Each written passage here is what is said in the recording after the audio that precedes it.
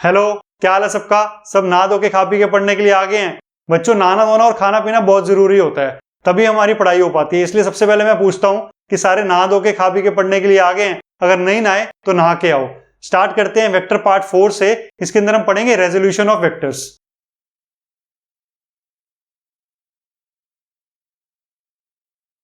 Resolution of vectors क्या होता है? किसी वेक्टर को रिजॉल्व करना अमंग इट्स वेक्टर कंपोनेंट्स। मतलब एक वेक्टर को हमने स्प्लिट कर दिया बहुत सारे वेक्टर्स के अंदर। फॉर एग्जांपल, हमारे पास एक ए वेक्टर है, इसको हमने क्या किया, स्प्लिट किया अमंग इट्स वेक्टर कंपोनेंट्स। मतलब जो कंपोनेंट्स थे वो भी वेक्टर हैं, और उन सारे कंपोनेंट्स को जब हम ऐड करेंगे और उनका रिजल्टेंट निकालेंगे तो हमारे पास फिर से घूम के ए वेक्टर आ जाएगा। ठीक है, ये हम करते क्यों हैं? क्योंकि हमारे बहुत सारे ऑपरेशंस, एडिशन, सब्ट्रैक्शन और अदर ऑपरेशंस इजी हो जाएं। तो रेजोल्यूशन ऑफ वेक्टर्स को डीप में पढ़ने से पहले हम देखते हैं यूनिट वेक्टर क्या होता है। यूनिट वेक्टर, यूनिट वेक्टर बच्चों कुछ नहीं होता, एक सिंपल सा वेक्टर है जिसका मैग्नीट्यूड 1 है। ये सिंपल सा, लेकिन इसका काम बहुत सारा है। मैग्नीट्यूड 1 है और इसके साथ डायरेक्शन तो है ही है, क्योंकि ये वेक्टर है। अब ये किस लिए यूज होता है? ये यूज होता है हमारे डायरेक्शन डिनोट करने के लिए। मैग्नीट्यूड 1 है लेकिन डायरेक्शन डिनोट करता है। इसके अंदर कोई भी यूनिट्स और डायमेंशंस नहीं होती।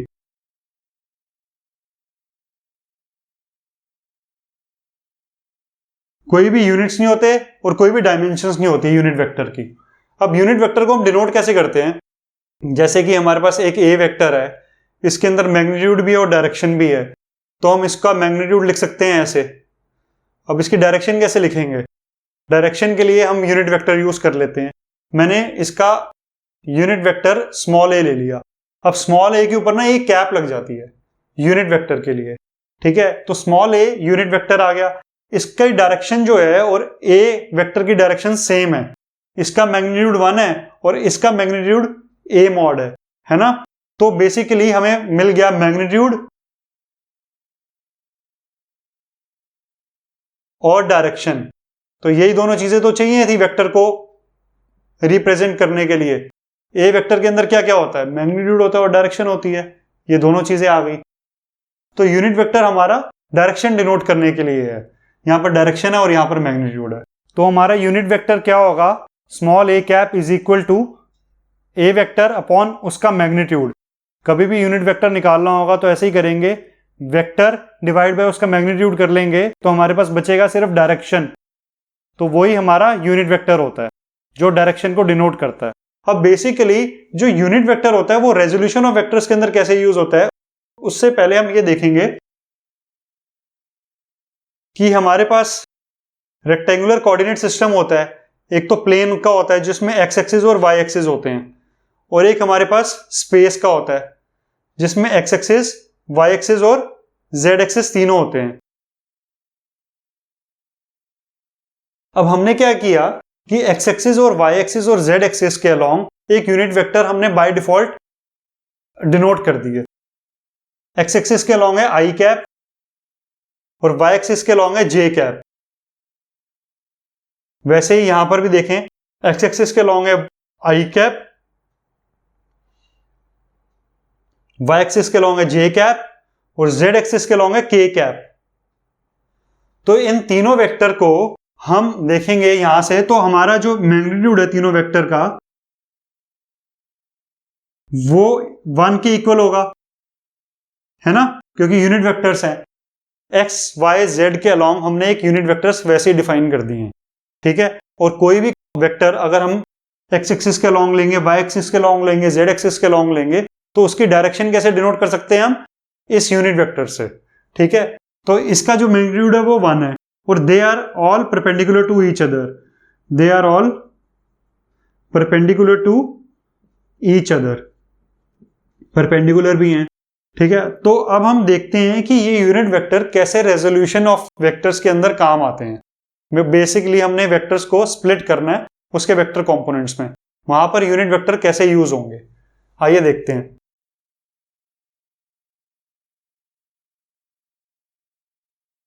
अगर हमने एक प्लेन ले लिया, प्लेन में 2 एक्सिस होते हैं, है ना, और स्पेस में 3 एक्सिस होते हैं। प्लेन ले लिया, एक्स एक्सिस और वाई एक्सिस, और इस प्लेन के अंदर एक वेक्टर है हमारा ए वेक्टर। अब इस वेक्टर को हमें रिजॉल्व करना है, बेसिकली रेजोल्यूशन ऑफ वेक्टर्स निकालना है, मतलब इसको स्प्लिट करना है अमंग इट्स वेक्टर कंपोनेंट्स।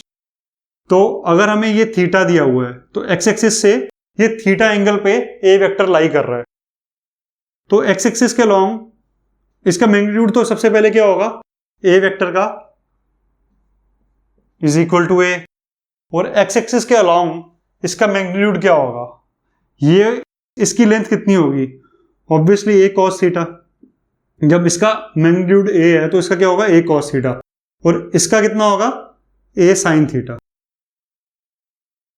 तो हमारे पे वाई एक्सिस के अलॉन्ग मैग्नीट्यूड तो मिल गया ए साइन थीटा, और एक्स एक्सिस के अलॉन्ग मैग्नीट्यूड मिल गया ए कॉस थीटा। यही तो प्रोजेक्शंस की लेंथ होती है ना। तो अब हमें क्या करना है, अब हमें डायरेक्शन चाहिए। वाई एक्सिस के अलॉन्ग डायरेक्शन मिल जाएगी, एक्स एक्सिस के अलॉन्ग डायरेक्शन मिल जाएगी, तो हमारे पास 2 वेक्टर्स आ जाएंगे, एक तो ये वाला वेक्टर आ जाएगा और एक ये वाला वेक्टर आ जाएगा। मैग्नीट्यूड दोनों वेक्टर के दिए हुए हैं और डायरेक्शंस मिल जाएंगी, तो 2 वेक्टर आ जाएंगे। ये 2 वेक्टर ना इस ए वेक्टर के कंपोनेंट्स होंगे। अब कैसे होगा, वो यूनिट वेक्टर यूज करके होगा। ये यूनिट वेक्टर मैंने आई कैप बताया था एक्स एक्सिस के अलॉन्ग, और जे कैप बताया था वाई एक्सिस के अलॉन्ग। तो 2 हमारे पास वेक्टर कंपोनेंट्स आ गए ये वाले, है ना। अब ये जो 2 वेक्टर कंपोनेंट्स हैं, इनको जब हम ऐड करेंगे और इनका रिजल्टेंट निकालेंगे तो वापस से क्या आना चाहिए हमारे पास, ए वेक्टर। तो ए वेक्टर क्या होगा, ए cos theta i cap plus A sine theta j cap. अब मुझे ये बताओ कि एक्स एक्सिस के अलॉन्ग जो वेक्टर है, वेक्टर कंपोनेंट ऑफ ए है, उसका मैग्नीट्यूड कितना है, ए कॉस थीटा, और vector component along y axis उसका मैग्नीट्यूड कितना है, ए साइन थीटा। ये दोनों वेक्टर कंपोनेंट्स किसके हैं, ए के। इन दोनों को ऐड करेंगे तो क्या निकलेगा, रिजल्टेंट ए निकलेगा। आइए ट्रायंगल लॉ से देख लेते हैं। ये ए कॉस थीटा हो गया, ए cos theta i cap, direction और मैग्नीट्यूड से वेक्टर बन गया, और ये ए साइन थीटा जे कैप। ठीक है, कैप लगा देते हैं हम यूनिट वेक्टर के ऊपर। इन दोनों के बीच का एंगल कितना है, 90 डिग्री।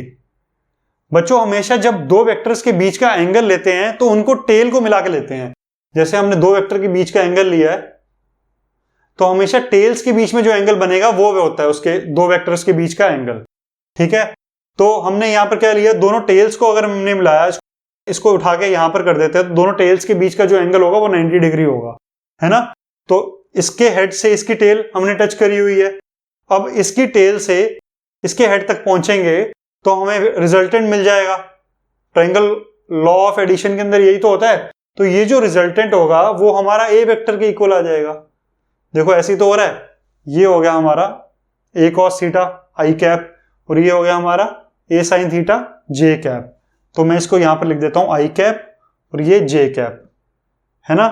तो ये हमारा रिजल्टेंट हो गया ए वेक्टर। तो बेसिकली एक वेक्टर को हमने उसके वेक्टर कंपोनेंट्स में स्प्लिट किया, और वो जो वेक्टर कंपोनेंट्स हैं उसको जब हमने ऐड किया तो रिजल्टेंट क्या निकलेगा, वही वाला वेक्टर जिसको हमने स्प्लिट किया था, राइट। चलो आगे देखते हैं। अगर हमने स्पेस लिया है, 3 एक्सिस लिए हैं, तो क्या होगा। उससे पहले हम देखते हैं कि मैग्नीट्यूड कैसे निकलेगा इसका।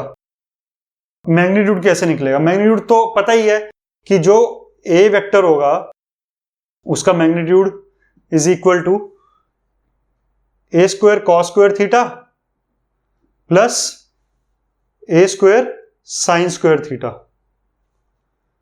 Under root. हमने क्या किया, इसका स्क्वायर कर दिया और फिर इसका स्क्वायर कर दिया और दोनों को ऐड करके अंडर रूट कर दिया, तो क्या आया हमारे पास, ए मैग्नीट्यूड आ जाएगा। क्यों, क्योंकि देखो इसको सॉल्व करके ए स्क्वायर कॉमन ले लिया, ठीक है, cos square theta plus sign square theta, तो ये क्या होता है, ये तो 1 होता है, और ए जब रूट से बाहर आया सिंगल ए रह गया, ए स्क्वायर रूट से बाहर आया तो ए रह गया। जैसे एक एग्जांपल लेते हैं, हमारे पास दो वेक्टर हैं A I cap and B J cap, इनका हमने एडिशन का रिजल्टेंट निकाला और उसका मैग्नीट्यूड निकाला। जो मैग्नीट्यूड का फॉर्मूला होगा वो है under root A square plus B square plus 2ab cos theta. इसके अंदर जो थीटा है वो 90 डिग्री है, जाहिर सी बात है, एक एक्स एक्सिस में है और एक वाई एक्सिस में है, तो कॉस थीटा हो गया 0।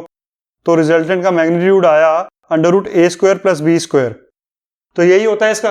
अब इसका जो थीटा है वो कैसे निकलेगा, अगर हमने y कॉम्पोनेंट ले लिया, इसको y कॉम्पोनेंट कहते हैं, डिवाइड बाय x कॉम्पोनेंट कर लिया, तो हमारा tan थीटा आ जाएगा। tan theta is equal to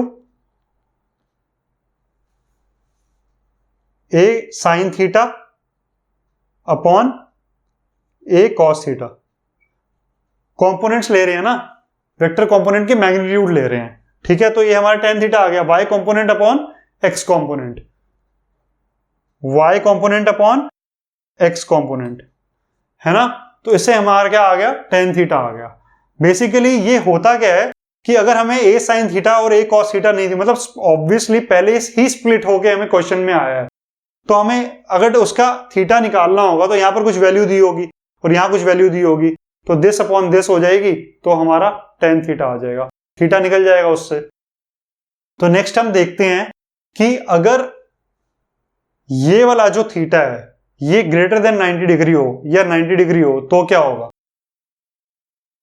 जैसे ये 90 डिग्री है तो वेक्टर कंपोनेंट कहां पर हो गया, y एक्सिस के अलोंग हो गया।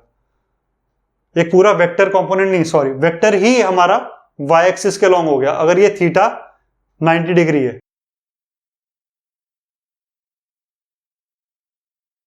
ठीक है। तो वेक्टर हमारा y एक्सिस के अलोंग हो गया, तो इसका x एक्सिस के अलोंग कंपोनेंट क्या होगा, ऑब्वियसली 0 ही होगा, 0 होगा, क्योंकि a cos theta a cos 90 degree हो गया, तो क्या होगा, वो 0 होगा, तो y एक्सिस के अलोंग ही रहेगा इसका। वैसे ही अगर हम देखें कि थीटा 90 डिग्री से ऊपर है तो क्या होगा,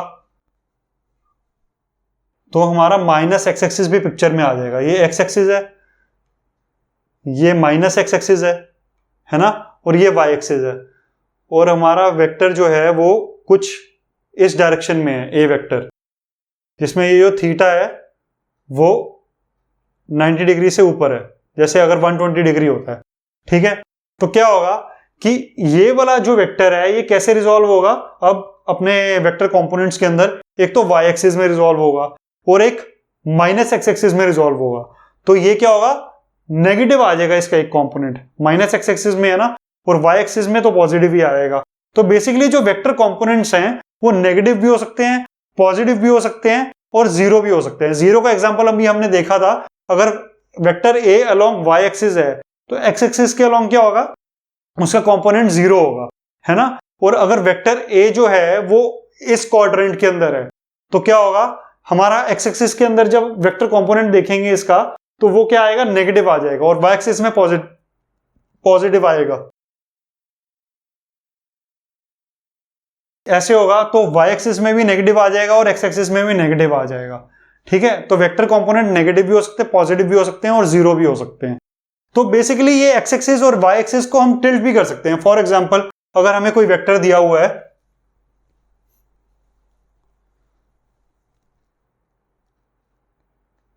एक ए वेक्टर हमें इस डायरेक्शन में दिया हुआ है, तो जरूरी नहीं है कि हम वाई और एक्स एक्सिस ऐसे ही बनाएंगे।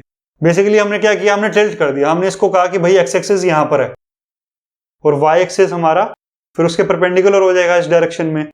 तो इस वेक्टर के कंपोनेंट्स वाई एक्सिस में क्या होंगे, 0 होंगे ना, क्योंकि इसका जो थीटा है वो क्या है, थीटा हमारा 0 है, ठीक है, 0 है ना, क्योंकि एक्स एक्सिस के साथ एंगल होता है, थीटा इज इक्वल टू 0 है। तो वाई एक्सिस में जो कंपोनेंट होता है वो क्या होता है, ए साइन थीटा, ए साइन 0 क्या होगा, 0 आएगा। बेसिकली सारा का सारा जो हमारा वेक्टर है वो एक्स एक्सिस के अलोंग ही है, और यही वेक्टर को अगर हम देखें और हमने जो एक्स एक्सिस और वाई एक्सिस ऐसे बनाए हुए होंगे और थीटा ऐसे होगा, तो बेसिकली ये रिजॉल्व हो जाएगा एक्स एक्सिस और वाई एक्सिस के अंदर, राइट। अब आगे देखते हैं हम 3 एक्सिस के अंदर, बेसिकली एक्स वाई और जेड के अंदर, जब हम स्पेस की बात करें।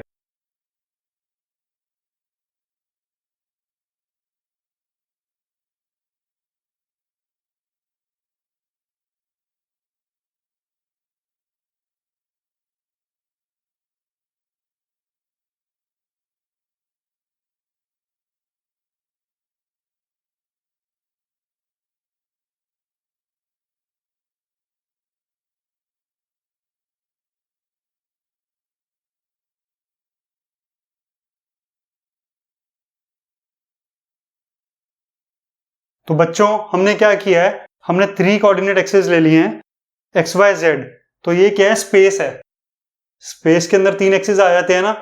तो अब हमने एक वेक्टर लिया ए वेक्टर, उसको हमें रिजॉल्व करना है एक्स एक्सिस, वाई एक्सिस और जेड एक्सिस के लॉन्ग।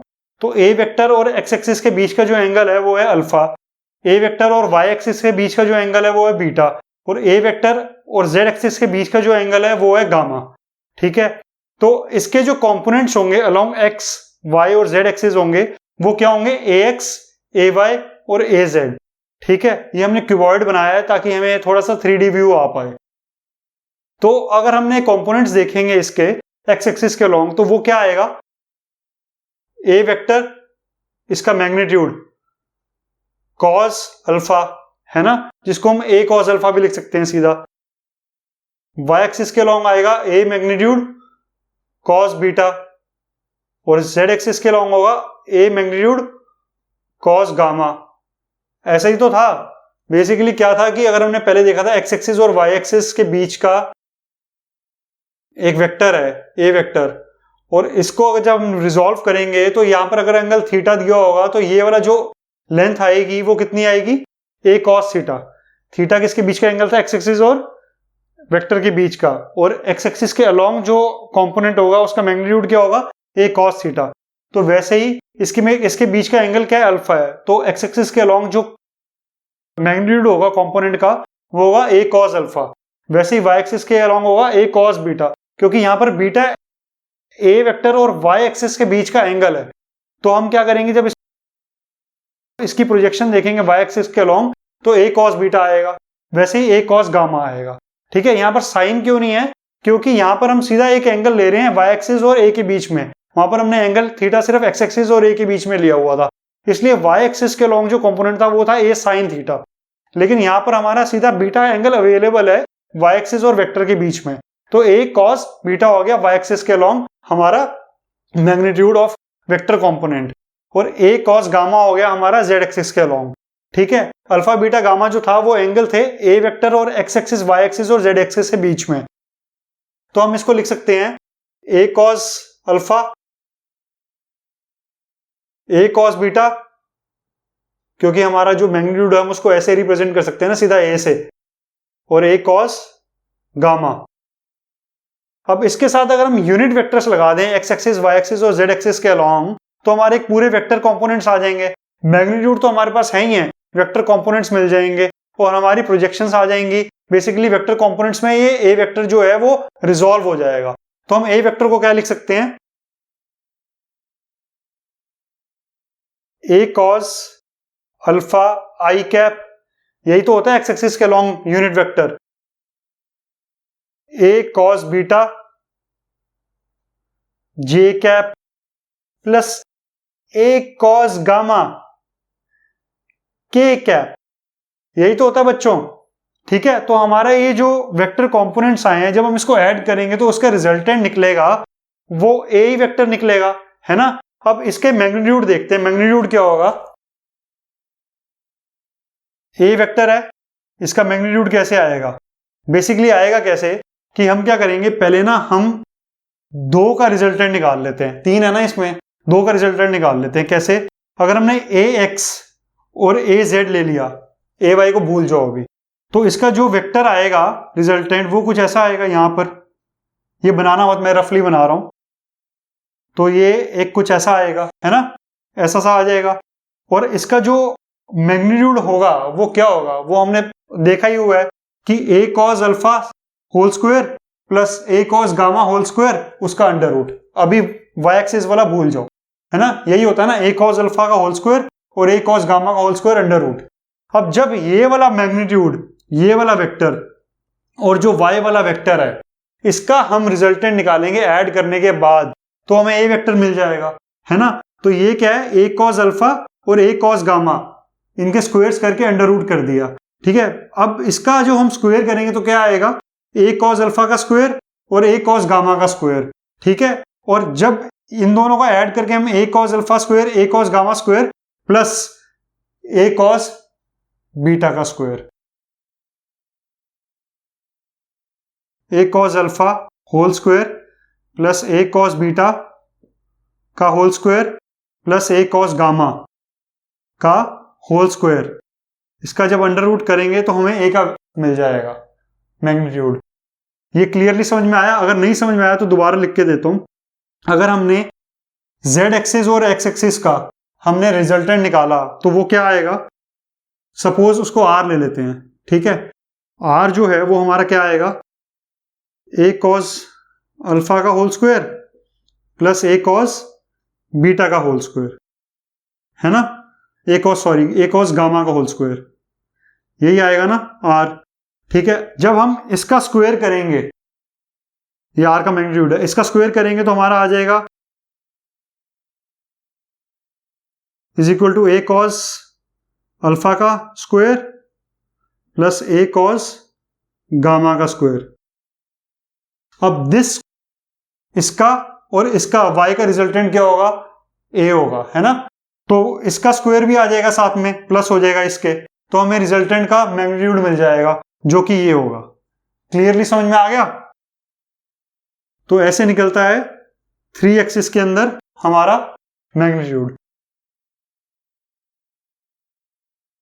मैं होप करता हूं कि रेजोल्यूशन ऑफ वेक्टर्स क्लियरली समझ में आ गया होगा। नेक्स्ट देखते हैं कि इसका जो रेजोल्यूशन ऑफ वेक्टर्स है, इसके जो हमने एप्लीकेशन एडिशन ऑफ वेक्टर्स के अंदर अगर हम देखेंगे तो कैसे होगा, ये आसान कैसे बनाया जाता है एडिशन को।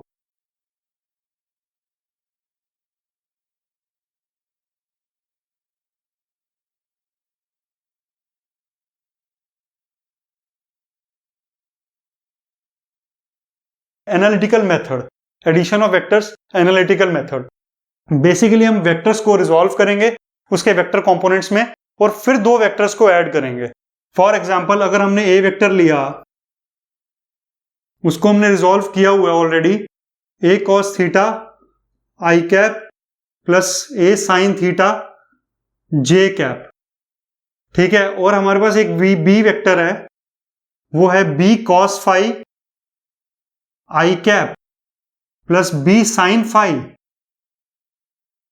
जे कैप, है ना। तो अब हमने इसको ऐड करना है, तो सीधा ऐड कर लेंगे, बहुत इजीली ऐड हो जाएगा क्योंकि हमने रिजॉल्व कर रखा है। ए वेक्टर बी वेक्टर दोनों को ऐड करने के लिए हम लिखेंगे ए कॉस थीटा, ये जो आई कैप और आई कैप वाले हैं वो सीधा ऐड हो जाएंगे, बी कॉस फाई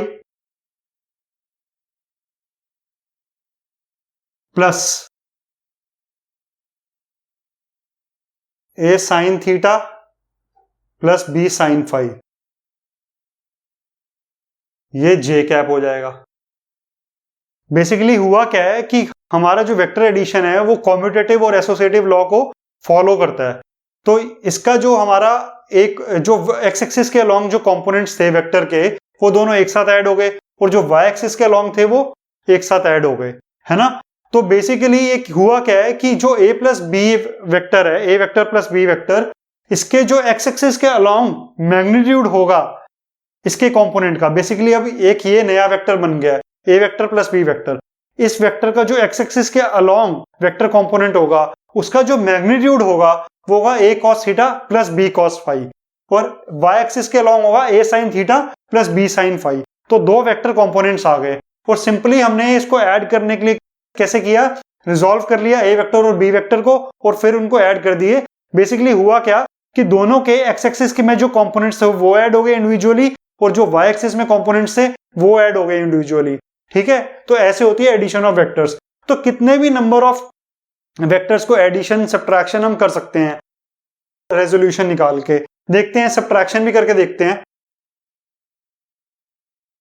जैसे हमारे पास तीन वेक्टर्स हैं, ए वेक्टर है a cos alpha i cap plus A sine alpha J cap. एक वेक्टर है b vector b cos alpha, b cos alpha है ना, ये हम इसको बीटा ले लेते हैं, दूसरा एंगल है B cos beta I cap plus B sine beta J cap. और एक वेक्टर है हमारे पास सी वेक्टर, तो इसमें हो गया C cos gamma I cap plus C sine gamma J cap. तो ये 3 वेक्टर हो गए, तीनों वेक्टर को हमने रिजॉल्व कर लिया, बेसिकली उसके वेक्टर कंपोनेंट्स में स्प्लिट कर लिया। अब हमें निकालना क्या है, A vector plus B vector minus C vector, ये निकालना है। तो बेसिकली सीधा हम ये करेंगे कि इन दोनों के component along x axis add हो जाएंगे और इसका component along x axis subtract हो जाएगा उसमें से। ऐसे ही वाई एक्सिस में भी होगा। तो basically A plus B minus C क्या आएगा हमारा, यहां लिख देते हैं स्टार्टिंग से, A plus B minus C, ये आएगा A cos alpha plus B cos beta minus, ये माइनस हो रहा है ना सी वेक्टर, तो सी कॉज गामा, ये हमारा आई कैप के साथ हो गया, प्लस ए sine alpha plus B sine beta minus C sine alpha जे कैप। तो एडिशन सब्ट्रैक्शन बड़ा इजीली हो गया। इसके जो एक्स एक्सिस के अलोंग कंपोनेंट्स थे वो उसी तरीके से ऐड और सब्ट्रैक्ट हो गए जैसे मेन एक्सप्रेशन में थे, और वाई एक्सिस में जो थे कंपोनेंट्स वो भी ऐसे ही हो गए। ठीक है, तो एडिशन कॉम्यूटेटिव होता है ना, जैसे a plus B is equal to B plus A, हमने ये पढ़ा है ना। तो ये बेसिकली फॉलो करता है, इसी वजह से वेक्टर एडिशन फॉलो करने की वजह से ये हमारा इजीली सॉल्व हो जाता है रेजोल्यूशन ऑफ वेक्टर्स यूज करने के बाद। आज के लिए इतना ही, thank you. I ain't gonna give up, got too little time, I'ma live up